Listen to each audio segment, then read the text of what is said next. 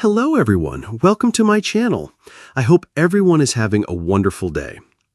It was a quiet Tuesday morning in Franklin, Tennessee, the kind of morning where the dew still clung to the leaves like unshed tears.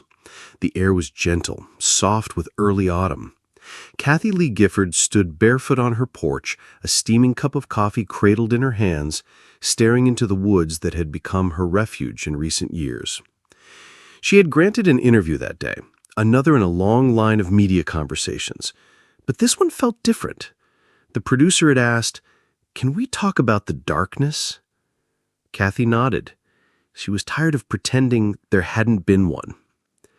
Inside the studio later that day, she looked poised and elegant, as always.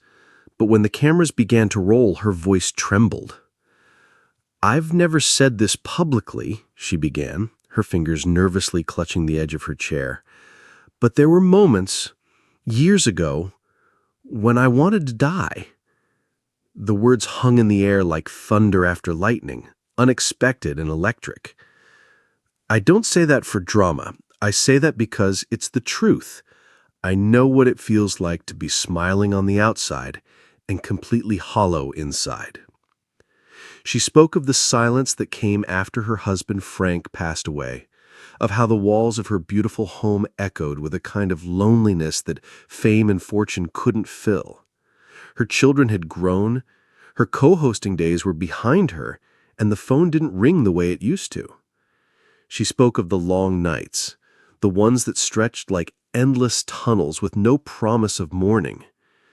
"There were times I'd cry on the bathroom floor," she admitted, begging God to either bring me home or bring me peace. And yet, there was no shame in her voice, just strength, the kind forged in the fire of surviving something unspeakable.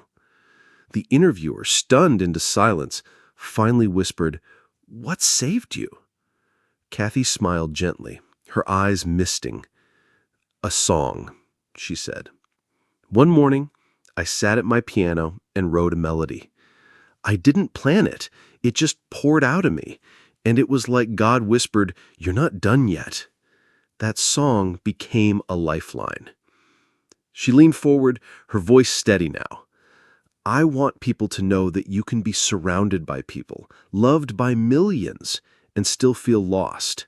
And that doesn't make you weak, it makes you human." Her confession sent ripples through the entertainment world. Fans were stunned. This was Kathie Lee, the bright, ever-laughing morning show host. But it was her honesty, not her image, that drew people closer. Letters began pouring in, messages from strangers who had felt the same darkness, who were now holding on because Kathie had held on. Her confession had cracked something open in the world, the lie that smiling people don't suffer. Months passed, and Kathie began speaking more openly about mental health, grief, and faith. She started a foundation for women struggling with isolation. She released music filled with raw, haunting beauty. And slowly, she became not just a star, but a beacon. On her porch again one evening, watching the sun melt into the Tennessee hills, Kathie whispered a quiet prayer of gratitude, not for the fame, not for the fortune, but for the fact that she hadn't let the darkness win.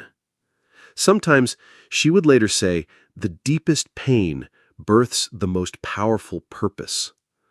Author's note: this is a fictionalized interpretation meant to humanize and elevate the conversation around emotional struggle.